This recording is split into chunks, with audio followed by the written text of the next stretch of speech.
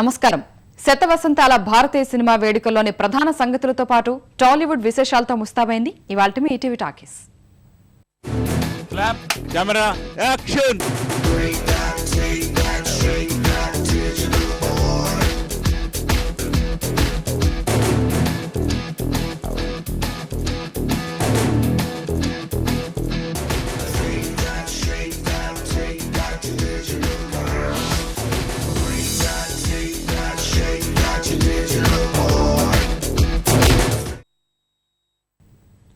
శతవసంతాల భారతీయ చలనచిత్ర వేడుకలు మద్రాసులో ఘనంగా జరిగాయి.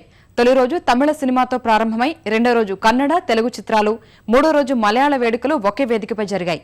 దక్షిణాది చలనచిత్రాలకు పుట్టినిల్లు అయిన చెన్నైలో జరిగిన ఈ వేడుకల కోసం యావత్ దక్షిణాది పరిశ్రమ తరలివచ్చింది. నిన్న జరిగిన ముగింపు వేడుకతో 100 ఏళ్ల సినిమా ఉత్సవాలు ముగిశాయి.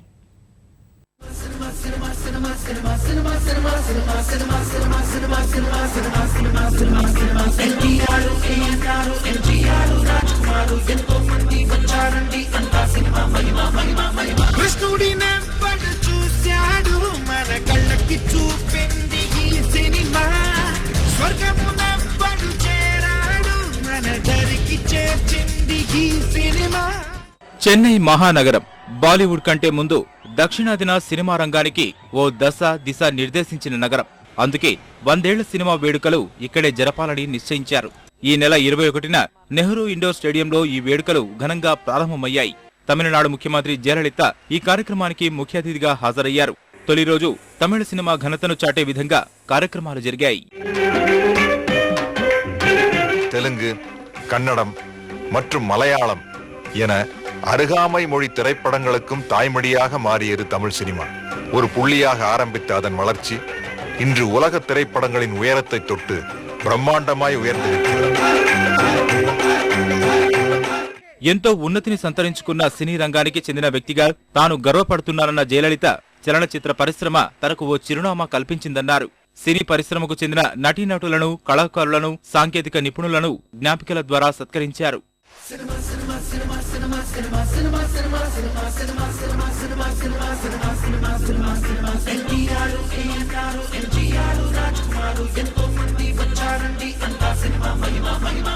కృష్ణుడినే పడు చూశాడు మన కళ్ళకి చూపింది ఈ సినిమా, స్వర్గమున పడు చేరాడు మన దరికి చేర్చింది ఈ సినిమా. రెండో రోజు ఉదయం కన్నడ సినిమా, సాయంత్రం తెలుగు సినిమా ఉత్సవాలు ఘనంగా జరిగాయి. ఈ కార్యక్రమానికి హాజరైన పలువురు తెలుగు సినిమా ప్రముఖులు తమ ఆనందాన్ని పంచుకున్నారు. తెలుగు సినిమా ప్రముఖులందరినీ సినిమాటోగ్రఫీ శాఖ మంత్రి డి.కె. అరుణ జ్ఞాపికలతో సత్కరించారు.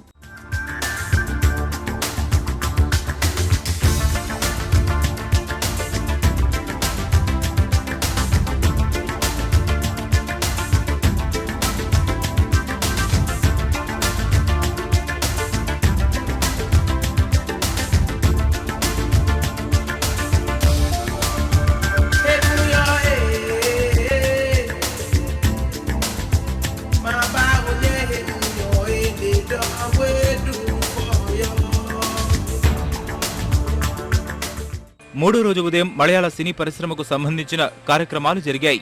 సాయంత్రం తెలుగు నటుడు అక్కినేని నాగేశ్వరరావు పుట్టినరోజు సందర్భంగా ఆయనను ఘనంగా సన్మానించారు.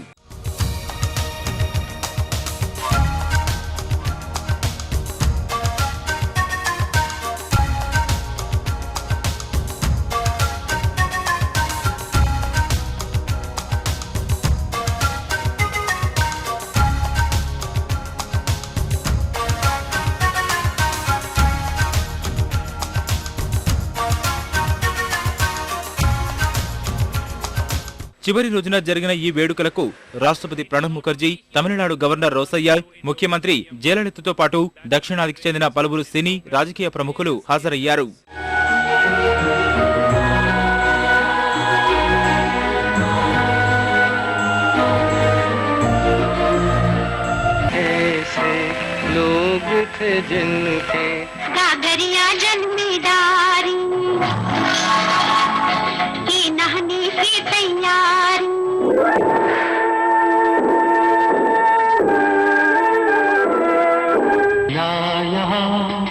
मरना यहाँ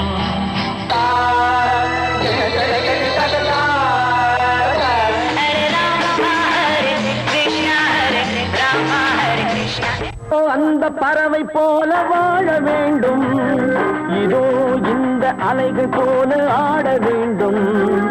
அப்பா என்றால் அன்பு, அப்பா என்றால் அறிவு, ஆதான் என்றால் கல்வி, அவரே உலகின் தெய்வம். மோகமுல்லாதரிதானி கோயி காட்டுமொழுக்கும் കിഴക്കോട്ട് കാവേരി വള്ളം പടിഞ്ഞാട്ട് കടലിനക്കരെ പോണോരേ കാണാ പൊന്നിന് പോണോരേ നഗു നഗുതാ നലി നലി എല്ലാ ദേവന കലയതേ നീ തിളി. सलीम तुझे मरने नहीं देगा और हम अनारकली तुझे जीने नहीं देंगे. நான் ஒரு தடவை சொன்னா 100 தடவை சொன்ன மாதிரி.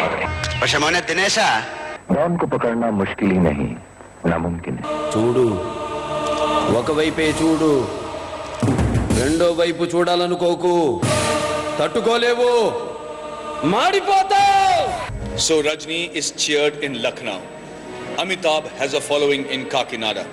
Mammootty is applauded in Mysore and Salman Khan commands whistles in Coimbatore. Puneet is imitated in Punjab and Chiranjeevi accepted in Allahabad. Amir Khan has flowers thrown at him in Vizag. Shah Rukh and Kamal Hassan are equally adulated and admired the world over. So did anyone ever imagine that at 24 frames per second, cinema would be the truth that will never die? That cinema will be an addiction that has absolutely no cure. That cinema will be a smelting pot where dreams are cooked and garnished with king Nagarjuna mafia don గా నటిస్తున్న భాయ్ చిత్రీకరణ పూర్తి చేసుకుంది. దేవిశ్రీ ప్రసాద్ సంగీతం అందించిన ఈ చిత్ర audio త్వరలో విడుదల కానుంది. ప్రస్తుతం నిర్మాణాంతర కార్యక్రమాలు వేగంగా జరుగుతున్నాయని దర్శకుడు వీరభద్రం తెలిపాడు. అట్మాస్ఫియర్ అలర్ట్ అయిందంటే బాగా ఎంటర్ అయినట్టే.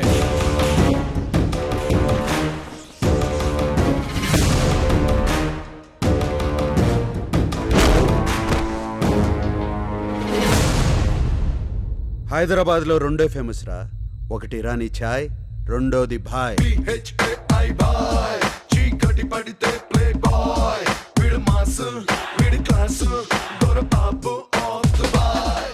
రెస్పాన్స్ చాలా ఎక్స్ట్రాడినరీగా ఉంది. టీజర్ని కొన్ని లక్షల మంది చూశారు ఇప్పటికే. సినిమా కూడా చాలా మంచి సక్సెస్ అవుతుందని నేను మనస్ఫూర్తిగా కోరుకుంటున్నాను. ఎందుకంటే ఇంతకుముందు నేను చేసిన పూలరంగడి కానీ ఆనాపిల్లంటే కానీ చాలా పెద్ద సక్సెస్ అయినాయి. అలాగే ఈ బాయ్ కూడా చాలా పెద్ద సక్సెస్ అవుతుందని నేను మనస్ఫూర్తిగా కోరుకుంటున్నాను.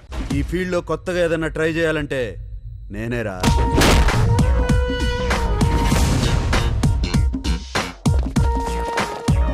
కంటెంట్ మీరు చూశారు కదా, హీరో గారు బాడీ లాంగ్వేజ్ కరెక్ట్గా ఉంటుంది.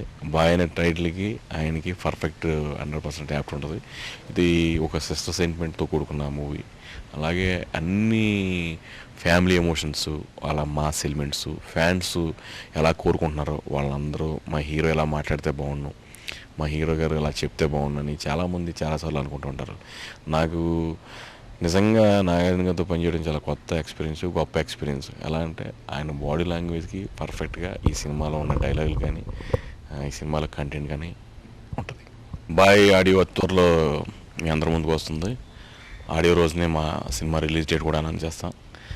ఆ రోజుని మా హీరో గారు, మా ప్రొడక్షన్ హౌస్ మొత్తం డీటెయిల్స్ అన్నీ కూడా మీకు అనౌన్స్ చేస్తారు.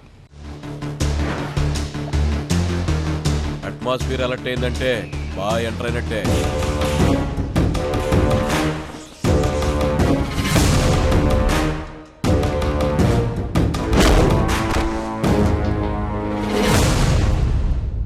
హైదరాబాద్ లో రెండో ఫేమస్ రా.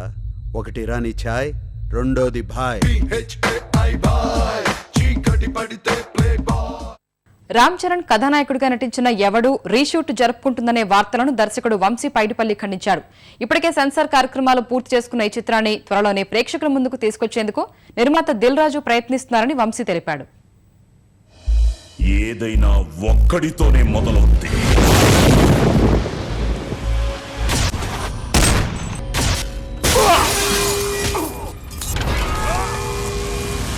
ఎవడై ఉంటాడ్రా? ఎవడు?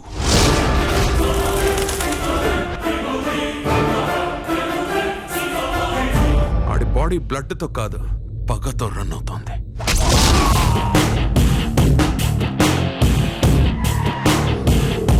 నెక్స్ట్ చేసేది నిన్నే.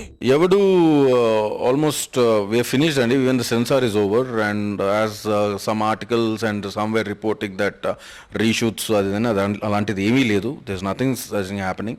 it's Dil Raju garu, we're ready with the copy and everything. so all this state లో జరిగే ఈ పొలిటికల్ డెవలప్మెంట్స్ కానీ వీటన్నిటి వల్ల we're just finding a safe block to release the film. so hopefully that will come soon. So whenever Dil Raju garu decides to release the film will release. I think ఎందుకంటే he is the best person to know when to release the film. So but definitely ఈ cinema ఎప్పుడు వచ్చినా మీ అందరికీ నిజంగా ఒక thrill and ఒక మంచి cinema చూసిన అనుభూతి మాత్రం కలిగిస్తుందని we're all confident. So we're not minding even it's delayed.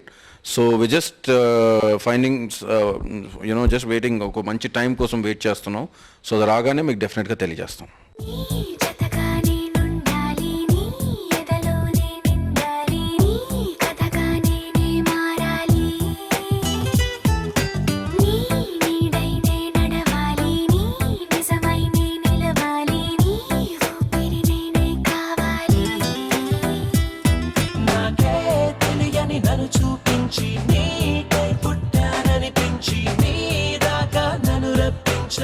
ఎవడు ఆడియో రిలీజ్ అయింది.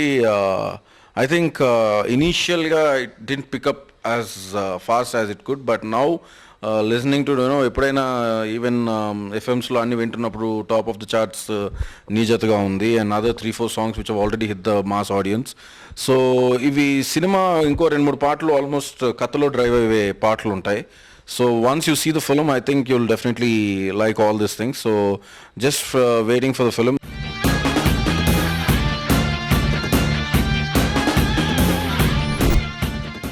ఆడి కంట్లో భయం లేదు, ఒంట్లో బెదురు లేదు,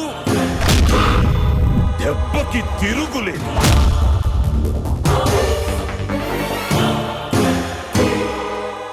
యుద్ధం గెలవాలంటే యుద్ధం చేయాల్సిందే. దీనమ్మ జీవితం బతికితే ఆశలు పోతే ప్రాణాలు.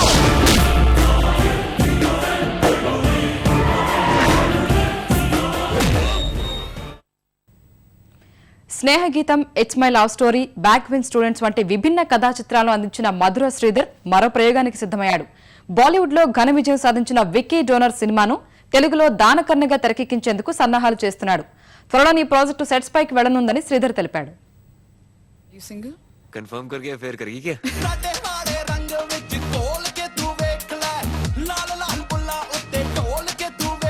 I love kids. You love kids? Love them. मैं भी तो किड्डी हूँ.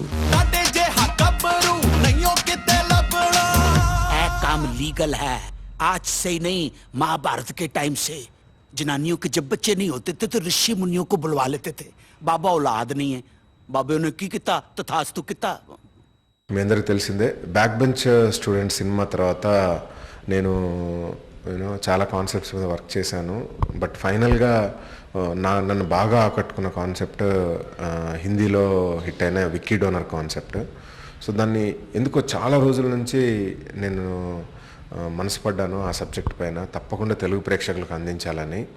సో విక్కీ డోనర్ని తెలుగులో దానకర్ణ అనే పేరుతో నేను చేయబోతున్నాను. ఆల్మోస్ట్ స్క్రిప్ట్ వర్క్ అయిపోయింది. సో ప్రీ ప్రొడక్షన్ వర్క్లు జరుగుతూ ఉన్నాయి. లాంగ్ రన్లో నా ప్లాన్ ఏంటంటే to start a completely professional production company. So దాంట్లో భాగంగా నేషనల్ అవార్డు విన్నర్ నీలకంఠ గారితో మాయా అనే సినిమాను ప్రొడ్యూస్ చేస్తున్నాను. అలాగే దెర్ ఈజ్ హ్యూజ్ టాలెంట్, అంటే మన దగ్గర ఫిల్మ్ ఇండస్ట్రీలో చాలా టాలెంట్ ఉందనేది నా నమ్మకం. దాంట్లో భాగంగా నా దగ్గర వర్క్ చేసిన, నా ప్రీవియస్ సినిమాలో వర్క్ చేసిన మంజునాథ్ అనే తనని డైరెక్టర్గా పరిచయం చేయబోతున్నాను. ఆ సినిమా ladies and gentlemen. So Neelakanta garu మాయా, లేడీస్ అండ్ జెంటిల్మెన్ అండ్ నా Daanakarna, these are all my future projects అన్నమాట.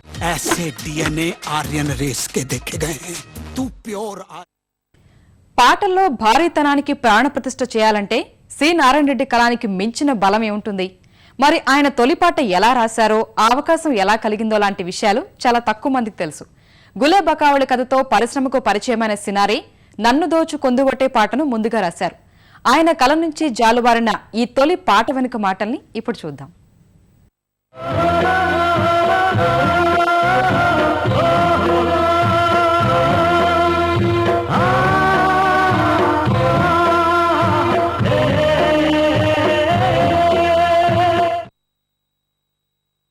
నన్ను దోచుకొందువటే నన్ను దోచుకొందువటే వన్నెల దొరసాని కన్నులలో దాచుకొందు నిన్నే నా స్వామి నిన్నే నా స్వామి నన్ను దోచుకొందువటే. నిజాం కాలేజీలో సి నారాయణ రెడ్డి పనిచేస్తున్న రోజులు. సరిగ్గా ఆ సమయంలో ఎన్టీఆర్ నుంచి ఆహ్వానం. మా తర్వాతి సినిమాలో పాటలన్నీ మీరే రాయాలండి అని. గులే బకావళి కథ మొదలయ్యాక ఆయన్ను మద్రాసుకు పిలిపించారు. అయితే అప్పటికీ అందులో మాటలు పాటలు సముద్రాల జూనియర్ రాస్తున్నారనే వార్తలు వినిపించాయి. ముహూర్తం కోసం ఓ ప్రార్థన రాయించామని, మిగిలిన పాటలన్నీ రాయాలని ఎన్టీఆర్ కోరారట. అదే రోజు ఆయన కలం నుంచి ఈ గీతం జాలువారిందట. నన్ను దోచుకొందువటే నన్ను దోచుకొందువటే వన్నెల దొరసాని కన్నులలో దాచుకొందు నిన్నే నా స్వామి నిన్నే నా స్వామి నన్ను దోచుకొందువటే.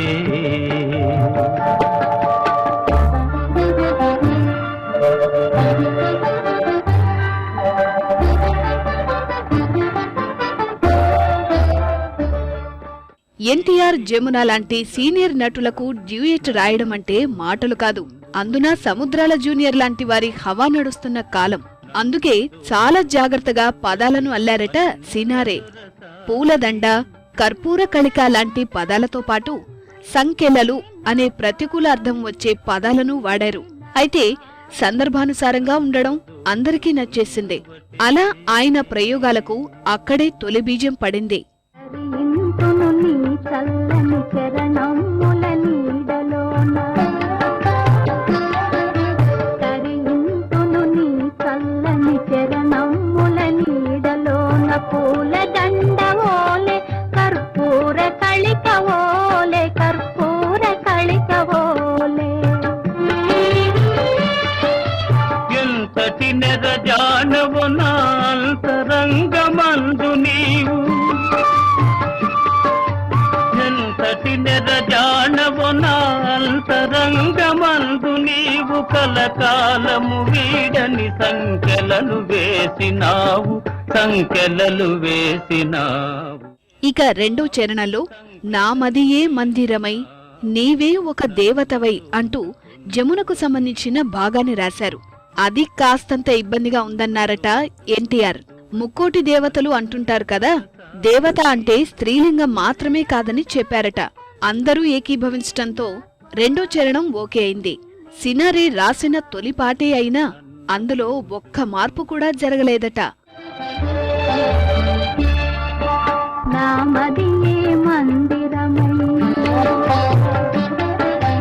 నీవే ఒక దేవతవై నా మదియే మందిరమై నీవే ఒక దేవతవై వెలసినావు నాలో నే కలసిపోదు నీలో కలసిపోదు నీలో. ఏనాటిదో మన బంధం ఎరుగరాని అనుబంధం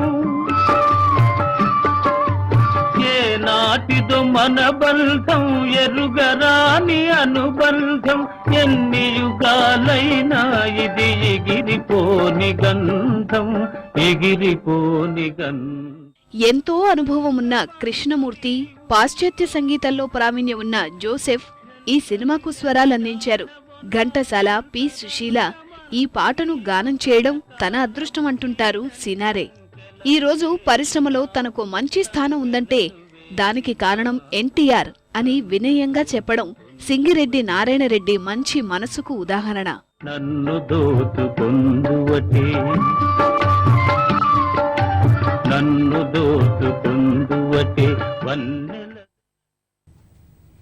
వెన్నెల కిషోర్ ప్రధాన పాత్రలో నటించిన డాక్టర్ ఆఫ్ వర్మ సెన్సార్ పూర్తి చేసుకుంది.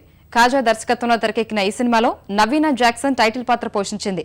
వినోదాత్మకంగా రూపొందిన ఈ చిత్రాన్ని ఈ నెల 28న విడుదల చేసేందుకు సన్నాహాలు చేస్తున్నారు.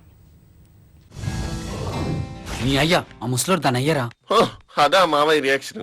అరే అమ్మాయిలకి అన్నప్పుడు ఇవన్నిటికి రెడీ ఉండాలిరా.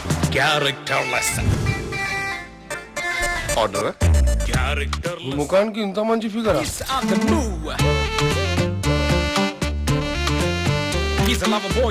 నీకు మూడింది బాబాయ్. నో పెళ్లి, నో డర్టీ పిల్లలు and no sweets also. Doctor కి ఫాదర్ కి మధ్యలో ఉన్న సంఘర్షణ. 38 ఇయర్స్కి 20 ఇయర్స్ అమ్మాయికి ఫాదర్ అయిపోయి ఉంటాడు అతను. సో ఆ అమ్మాయికి ఒక 3 ఇయర్స్ బాబు ఉంటాడు. సో 38 ఇయర్స్కి పెళ్లి చేసుకోవద్దు అని బ్యాచిలర్గా బతికే ఒక సెలబ్రిటీ అయిన ఒక హీరోకి ఒక మనవడు ఉన్నాడు, ఒక కూతురు ఉన్నాడు. అంటే అందులోంచి బయటికి రావడానికి ఎంత సంఘర్షణ పడతాడు అనేది ఫన్నీగా చెప్పాం. డాక్టర్ వర్మ F3 ఫిల్మ్స్ అండి, ఖాజా గారు డైరెక్టర్. ఈ సినిమా ఇప్పుడు ఈ 28 సెప్టెంబర్కి రిలీజ్ అవుతుంది. ఇందులో ప్రధాన పాత్రలో నవీనా జాక్సన్ గారు ఉన్నారు అండ్ వారి తండ్రిగా నేను చేస్తున్నాను. అండ్ నా మనమడేమో కొంచెం డేట్స్ క్లాష్ వల్ల రాలేకపోయాడు. I want wish the whole unit, ఎందుకంటే చాలా కష్టపడ్డాం. Even executive producer Nagesh garu and even the whole direction department and even the music director garu అందరూ చాలా కష్టపడ్డాం. రావు గోపాల్ వర్మ నేనే మీరు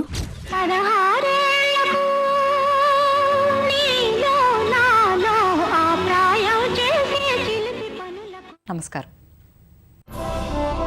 ఈ కార్యక్రమంపై మీ అభిప్రాయాలు, సూచనలు మాకు పంపించండి. మా చిరునామా ETV talkies, ETV 2, Ramoji film city, Hyderabad 501512. Email etvtalkies@etv.co.in. ఈ కార్యక్రమాన్ని యూట్యూబ్ లోను వీక్షించండి.